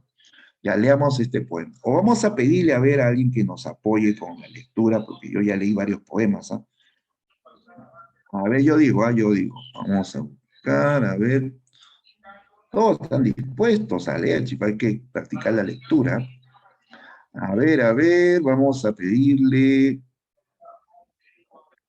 ya, pues a nuestro amigo Sebastián, ¿no? Que justo está de moda por el triunfo de la declamación. Sebastián, Sebastián, ¿nos puedes ayudar con este poema?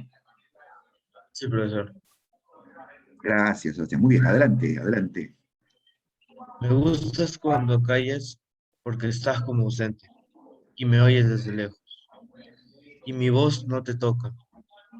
Parece que los ojos se te hubieran volado. Parece que un beso te cerrara la boca. Como todas las cosas, están llenas de mi alma.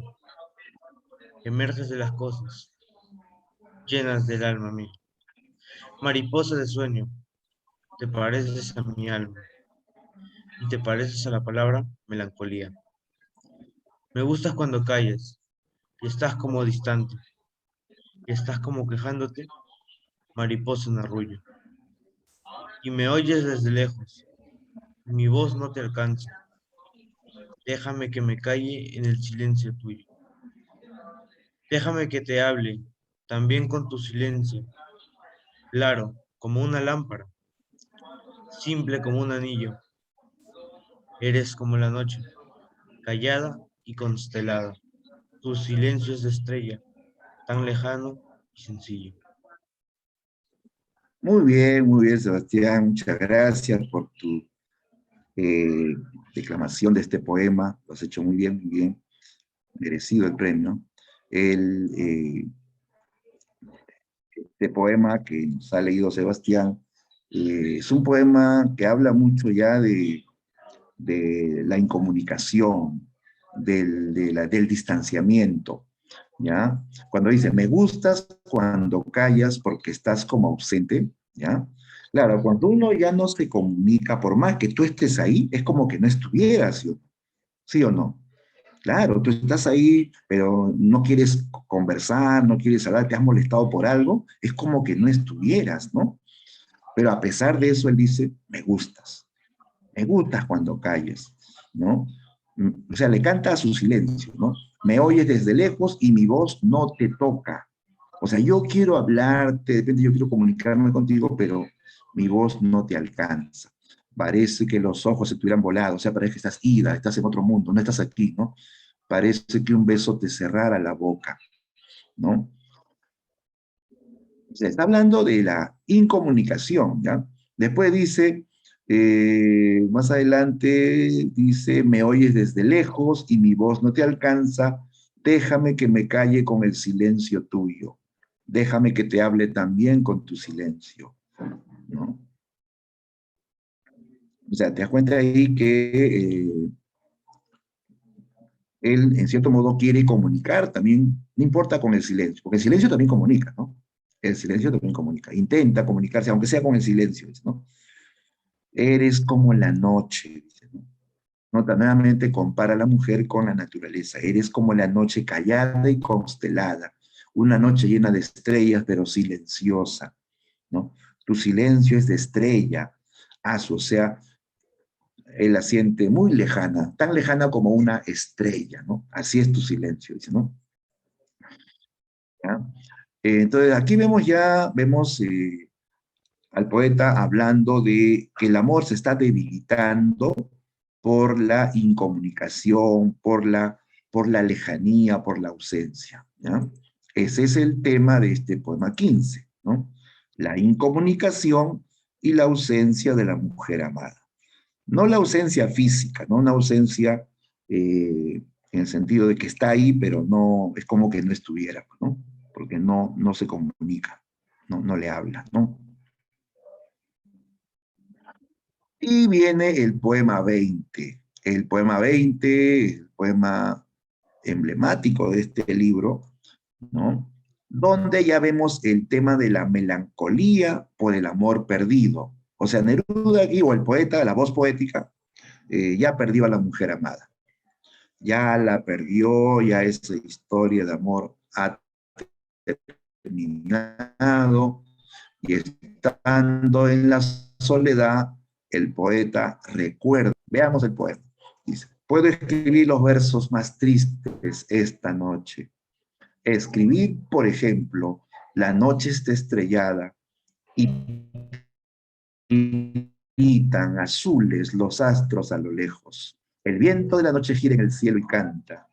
Puedo escribir los versos más tristes esta noche. Yo la quise y a veces ella también me quiso. En las noches como esta, la tuve entre mis brazos, la besé tantas veces bajo el cielo infinito. Ella me quiso, a veces yo también la quería. ¿Cómo no haber amado sus grandes ojos fijos? Puedo escribir los versos más tristes esta noche, pensar que no la tengo, sentir que la he perdido, oír la noche inmensa, más inmensa sin ella, ¿no? Y el verso cae al alma como al pasto al rocío. Ya no la quiero, es cierto, pero cuánto la quise. Mi voz buscaba el viento para tocar su oído. De otro, será de otro, como antes de mis besos. Su voz, su cuerpo claro, sus ojos infinitos. Ya no la quiero, es cierto, pero tal vez la quiero. Es tan corto el amor y es tan largo el olvido, ¿no? Bien, con este poema se identifican todos aquellos pues que han perdido un amor, ¿no? Y sienten esa melancolía, esa nostalgia, ¿no? Por el amor perdido, ¿no? Porque desgraciadamente a veces los amores se terminan, pues, chicos, ¿no? Y sobre todo en la adolescencia, en esa etapa, ¿no? Donde uno tiene los sentimientos volubles, ¿no? Uno se enamora, después se desenamora, otra vez se vuelve a enamorar y otra vez se desenamora, ¿no? Eso pasa, ¿no? A veces, ¿no? En esta etapa de la juventud, de la adolescencia sobre todo, donde todavía pues los sentimientos son así inestables, ¿no? Por la edad misma, ¿no? Uno se mueve por sentimientos, ¿no? Ya, pues entonces, aquí Neruda habla de que ya la perdió. Nota que habla en tiempo pasado, ¿ah? Dice, la besé, la tuve, ¿no? Dice, la he perdido, ¿no? Está hablando de un amor que ya concluyó, tiempo pasado. Ese amor ya, ya acabó, ¿no? Y ahora él está recordando, ¿no? Él está triste y está recordando, ¿no? Nota cómo el poeta ahora, si bien es cierto, está triste, porque es natural que esté triste por la ausencia de la mujer, ya no es pues como otros románticos, ¿no? ¿Cómo eran los románticos, los primeros románticos?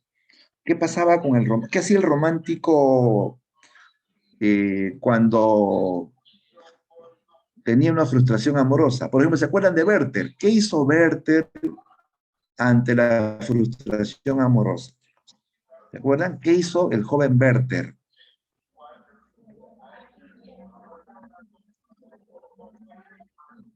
Ajá, se suicidó, así es, Maffer se suicidó, ¿no? El romántico de esos tiempos clásicos del siglo XIX, ante la frustración, se suicidaba, se cortaba las venas, se metía un balazo en la cabeza. Así eran los románticos de arrebatados, ¿no?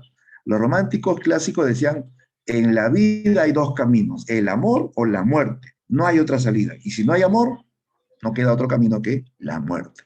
Ese es el romántico apasionado pues, del siglo XIX. El romántico del siglo XX ya no se mata, ya no se corta las venas, no, no. El romántico asimila la frustración y más bien se refugia en la poesía como una forma de curar sus heridas, ¿no? Por eso acá dice, mira, oír la noche inmensa, acá abajo, más inmensa sin ella, y el verso cae al alma como al pasto el rocío. ¿Qué significa eso? ¿No? Significa que así como el rocío de la mañana revitaliza el pasto, el verso revitaliza su alma. El verso es como su remedio. La poesía le está curando sus penas de amor, ¿no? Él ya no se va a suicidar, su poesía le está curando, ¿de acuerdo? Ese es el nuevo romántico, el neorromántico, ¿listo? Bien, entonces, este es un libro de 21 poemas donde el poeta ha ido, digamos, contando una historia de amor desde que surge hasta que se termina, ¿no? Muy bien. Bien, chicos, vamos a pasar a la práctica dirigida. A ver, todos busquen su material, yo también. Buscamos el archivo, a ver dónde está. Mm,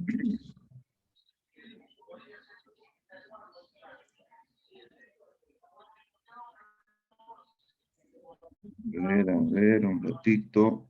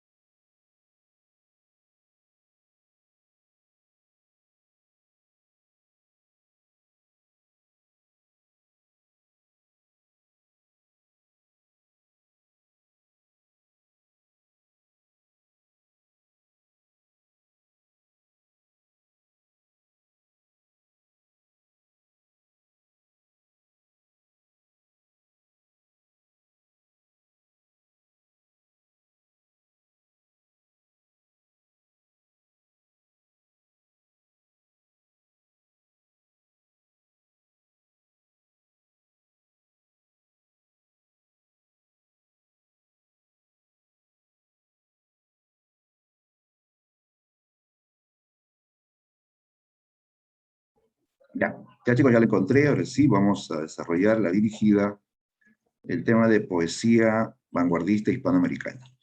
Ya, bien, bien. A ver, ¿se ve en mi pantalla la práctica? Sí, profe. Confírmame si se ve. Sí, ¿no? Ya, muy bien.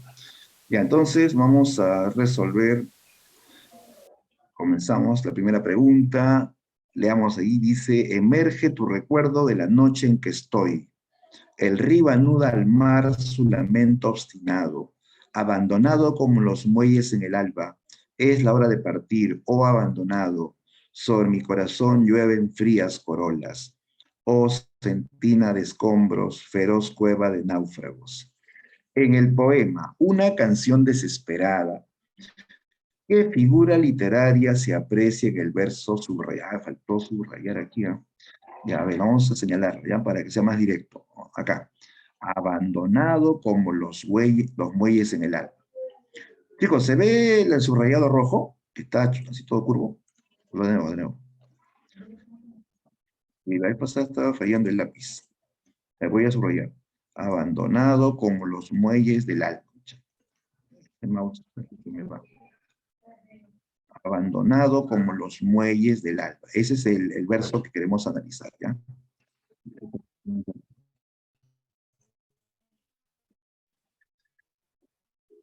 ¿Qué figura hay en abandonado como los muelles en el alma?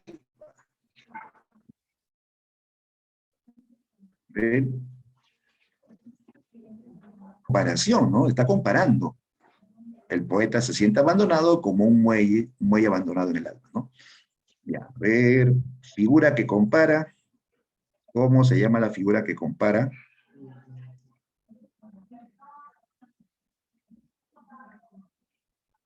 Ajá, Richel nos dice la B, símil. Correcto. ¿De acuerdo todos? Claro. Aquí nota al decir cómo, el cómo es un nexo típico del símil. Está comparando, ¿no? Listo, 1B. Vamos a la pregunta 2. Dice, señala verdadero o falso sobre la poesía hispanoamericana según corresponda. Dice, el poeta vanguardista Pablo Neruda recibe el premio Nobel en el año 71. Eso es verdadero, ¿ya? Verdadero.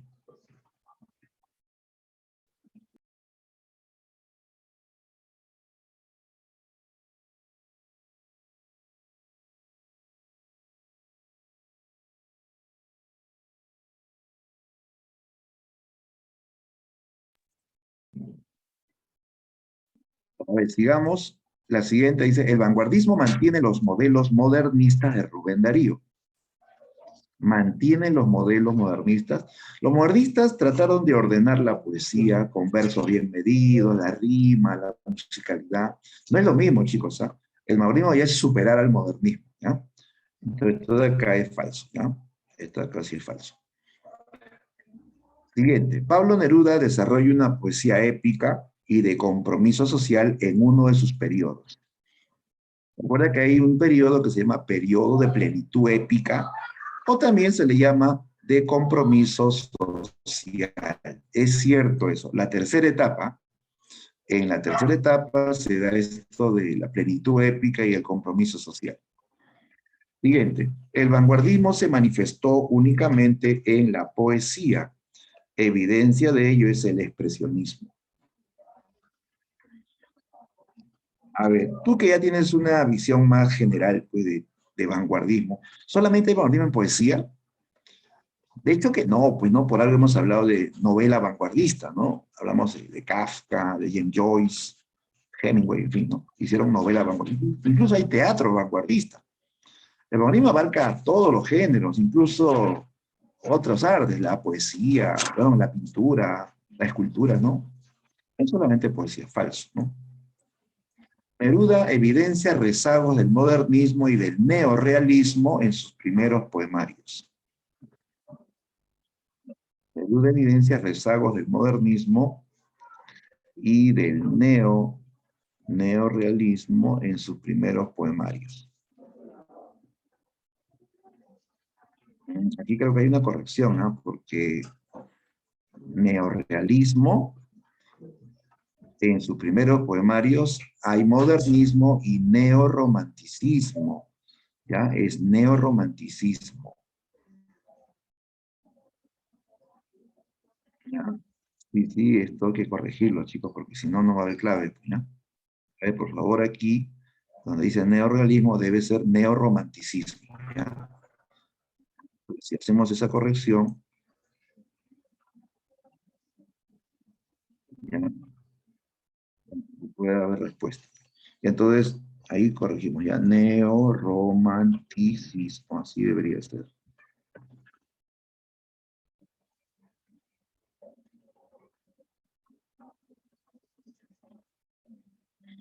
Ya, neorromanticismo.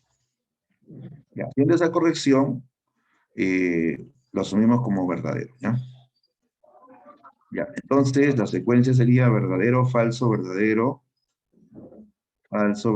¿no? La D, ya sale la D. Pero con esta corrección, ¿eh? Neorromanticismo. Porque neorrealismo es otra cosa. Neorrealismo es hablar de la realidad urbana. Y en su primera etapa, Neruda no hablaba de la ciudad. En la primera etapa era neorromántico y modernista. Sigamos, pregunta 3. Lea el siguiente, ¿no? Poema de Neruda que lleva como título Amor y determine la afirmación inapropiada. La inapropiada, a ver, veamos. Mujer, yo hubiera sido tu hijo por beberte la leche de los senos como de un manantial, por mirarte y sentirte a mi lado y tenerte en la risa de oro y la voz de cristal, por sentirte en mis venas como Dios en los ríos y adorarte en los tristes huesos de polvo y cal, porque tu ser pasara sin pena al lado mío y salir en la estrofa limpio de todo mal. ¿Cómo sabría amarte, mujer? ¿Cómo sabría amarte? Amarte como nadie supo jamás. Morir y todavía amarte más. Y todavía amarte más y más, ¿no?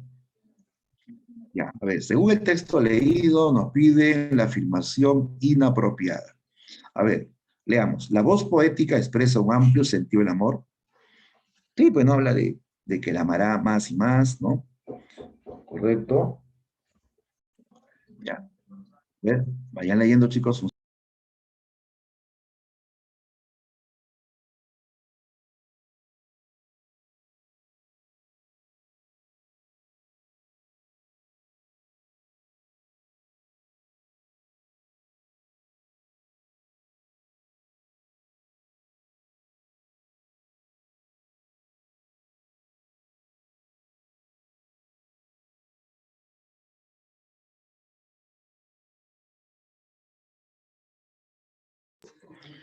Ya, a ver, continuamos, chicos. Ya. Me están pidiendo lo inapropiado, ¿ah? Ya algunos de repente ya tienen su clave. Ya ve, dice, en el segundo verso aparece un símil. ¿No? Nota que aquí dice cómo, ¿no? Ya, pues y este cómo me indica que aquí hay una comparación, un símil. Está bien, ¿ah? Esto está bien, ¿no? Se aprecia un elemento sensual. Sí, Neruda, pues de hecho, ¿no? Es un poeta que aplica mucho la sensualidad, el erotismo, ¿no? ¿No? Ya, después dice, sí hay pues, ¿no? Sí se nota lo sensual en este poema. En el quinto verso se ha utilizado un epíteto. A ver, quinto verso. 1, 2, 3, 4, 5. 5 es este, ¿ah? Por sentirte en mis venas como Dios en los ríos. Hay epíteto. Epíteto es cualidad natural, ¿de acuerdo? Es resaltar la cualidad natural, ¿no? Así como cuando dices verde prado, oscura noche, ¿no? Ya, pero aquí no hay, ¿ah? Sentirte en mis venas como Dios en los ríos. Aquí hay otro símil, ¿ya? El símil es la figura más utilizada por Neruda justamente, ¿no? Igual en el poema 15, ¿se acuerdan? Dice, simple como una lámpara, ¿no?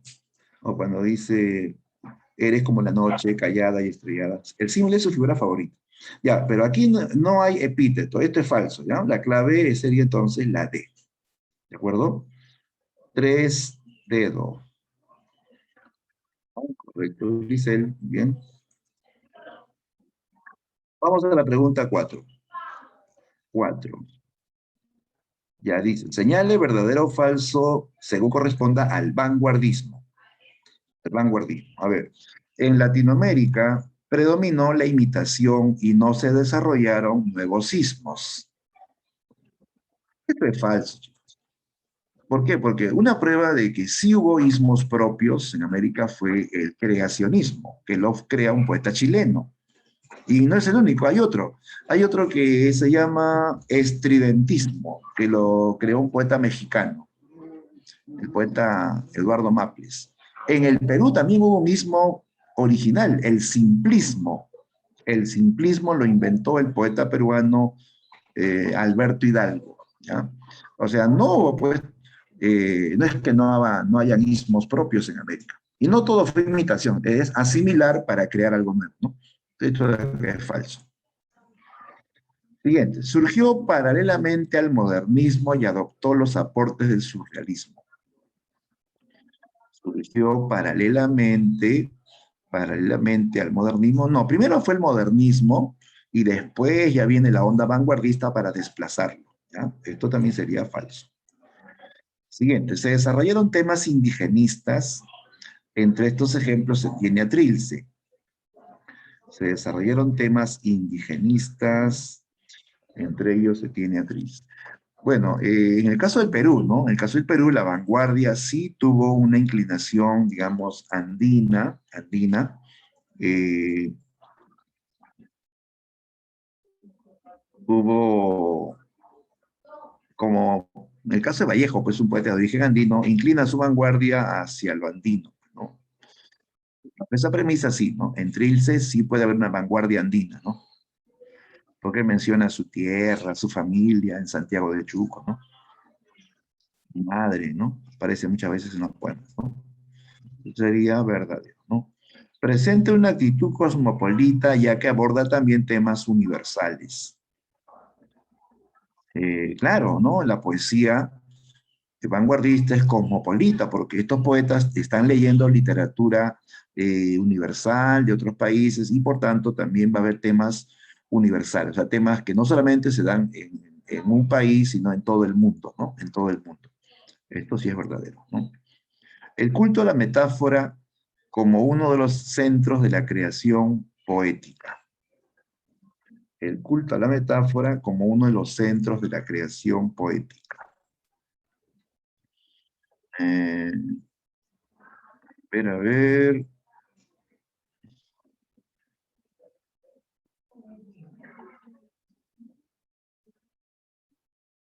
Culto a la metáfora, sí, pues no. Hay un culto a la metáfora, dice, como uno de los centros de la creación poética. Mm, centro de la creación poética. Ya, a ver, la metáfora es una figura empleada, pero lo que hemos dicho en esta etapa es que surge la metáfora compleja, ¿no? ¿No? Ya, ahora, todos los movimientos vanguardistas le rinden culto a la metáfora, no se puede generalizar tampoco, ¿no? O sea, hay algunos sismos que se centran en esto de culto a la metáfora, o sea, que todo sea metáfora, si es posible, cada verso sea metáfora. Eso se da, por ejemplo, en el ultraísmo, pero no vamos a decir, pues, que es visible en todos los sismos, ¿no? El ultraísmo sí hace todo este culto a la metáfora, ¿no? ¿No? Pero acá habla de vanguardismo, que abarca todo, abarca surrealismo, cubismo, ¿no? Creacionismo, ¿no? Entonces, como la premisa es vanguardismo en general, y esto se refiere al ultraísmo, el culto a la metáfora es en el ultraísmo, sería pues, generalizar, ¿no? No todos los vanguardistas le rinden culto a la metáfora, ¿ya? Por eso aquí va falso. Entonces la respuesta finalmente sería falso, falso, verdadero, verdadero y falso, ¿no? Ahí está la clave, letra A. Ya, ojo, aclaro, la última idea se refiere al ultraísmo, ¿eh? El culto a la metáfora es el ultraísmo, que es un ismo particular. Por eso que al final decimos falso, porque eh, esto último no se generaliza para todo el vanguardismo, no solamente para el ultraísmo, ¿no? Siguiente pregunta. 5. Dice, obra de Neruda donde le dedica un canto a las ruinas de Machu Picchu. Ya, pues, la obra, ¿cómo se llama la obra? Dice, ¿no? Porque el poema se llama Alturas de Machu Picchu, pero ¿en qué obra está ese poema? Esa es la pregunta, ¿no? ¿En qué obra aparece el poema Alturas de Machu Picchu? A ver quién nos recuerda.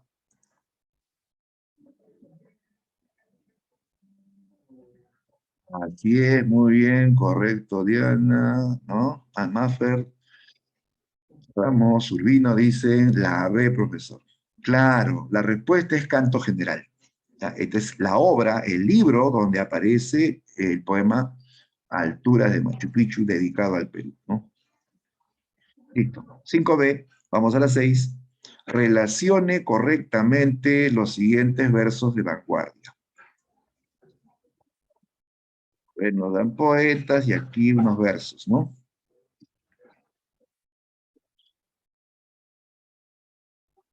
A ver.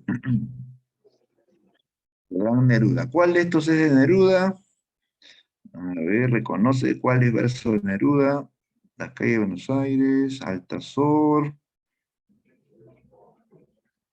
Ah, mira, déjame que te hable con tu silencio, claro como una lámpara, simple como un anillo. Este es un verso del poema 15, ¿no? Sí, el poema 15 que leyó Santiago, ¿sí o no? Claro. Entonces, asociamos Neruda con D, el verso D. Ya. Por acá también, de Vicente Huidobro, por acá tenemos Altazor, ¿no? Recuerda que Huidobro escribió un libro llamado Altazor, ¿no? Ahí está la letra B. Borges, acuérdense que Borges fue un poeta argentino, poeta y narrador, comenzó como poeta y luego dejó la poesía por el cuento, pero en su etapa poética él escribió un libro que se llama Fervor, Fervor de Buenos Aires, ¿ya? Donde habla justamente de, poetiza la vida en Buenos Aires, ¿no? Ya entonces Borges es el autor de Las calles de Buenos Aires, de este verso, las calles de Buenos Aires ya son mi entraña, ¿no? Ya, pues ya con eso salió y Vallejo escribe sobre Santiago de Chuco en la opción C, ¿ya? Ya sería 1D, 2B, 3A. A ver, la secuencia sería B, D, acá, ¿no? La C sale, ¿ah? Sale la C, ¿de acuerdo? En orden sería la C, ¿listo? Chicos, una pregunta, ¿se ve mi lápiz, mi marcador rojo? ¿Se ve? La vez pasada me dijeron no se ve, pero No, profe. A ver, marque, marque, muévalo, profe, muévalo, por favor.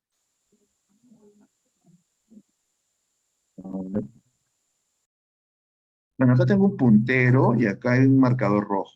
¿Pero no se ve? No noto nada, profe.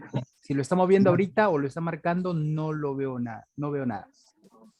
No, pues ahí está fallando esto. Qué raro. Mm, ya, pensaba que estaban viendo la marcación. Incluso estaba escribiendo palabras. Ya. Ya voy a ver qué pasó después, porque esto es una pizarra aparte. Ya, sigo. Vamos a la pregunta. Digamos, razón. La 6, ya está, ¿no? La 7. Ya ver, la 7, del poema Walking Around, ¿no? Dice, sucede que me canso de ser hombre, sucede que entro en las sastrerías y en los cines, marchito impenetrable como cisne de fieltro. Navegando en un agua de origen y ceniza, el olor de las peluquerías me hace llorar a gritos. Solo quiero un descanso de piedras o de lana. Solo quiero no ver establecimientos, ni jardines, ni mercaderías, ni anteojos, ni ascensores. Sobre este poema de Neruda, señale lo incorrecto. A ver, dice, se aprecian dos anáforas, figura de repetición. Hay anáfora, a ver, por acá veo, dice, sucede, sucede, sucede, sucede. Ya, esto es anáfora, ¿no?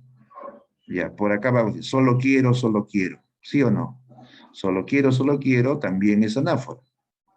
Ya, entonces, sí, pues, ¿no? Si hay